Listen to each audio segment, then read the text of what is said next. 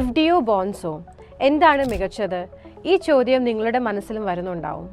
ഇന്നത്തെ സാമ്പത്തിക അന്തരീക്ഷത്തിൽ ഇതൊരു പ്രധാന ചോദ്യമാണ്. ട്രഡീഷണലി ഫിക്സ്ഡ് ഡിപ്പോസിറ്റ്സിനെ സുരക്ഷിത നിക്ഷേപമായാണ് കണക്കാക്കപ്പെടുന്നത്. ഉറപ്പുള്ള വരുമാനം, നിശ്ചിത പലിശ, കുറഞ്ഞ റിസ്ക്.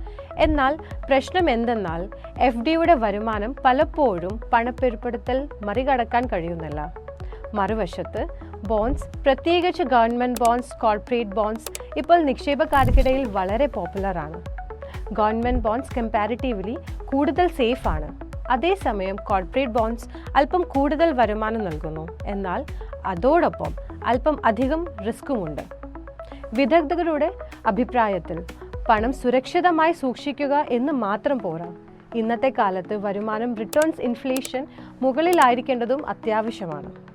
ഇതേ കാരണങ്ങൾ ഫിനാൻഷ്യൽ ലിറ്ററസി കൂടുതൽ ശ്രദ്ധ കേന്ദ്രീകരിക്കുന്നു. യൂട്യൂബ് പോലുള്ള ഡിജിറ്റൽ പ്ലാറ്റ്ഫോംസിൽ creators bonds, mutual funds, ETFs നിക്ഷേപക്കാർക്കിടയിൽ വരുമാനം എന്നിവയെക്കുറിച്ച് എഡ്യൂക്കേഷണൽ കോണ്ടന്റ് പങ്കിടുന്നു. ട്രെൻഡ് വ്യക്തമാണ്. ആളുകൾ ട്രഡീഷണൽ സേവിങ്സിൽ നിന്നും മുന്നോട്ട് പോയി വിവരമുള്ള നിക്ഷേപത്തിലേക്ക് മാറുന്നു.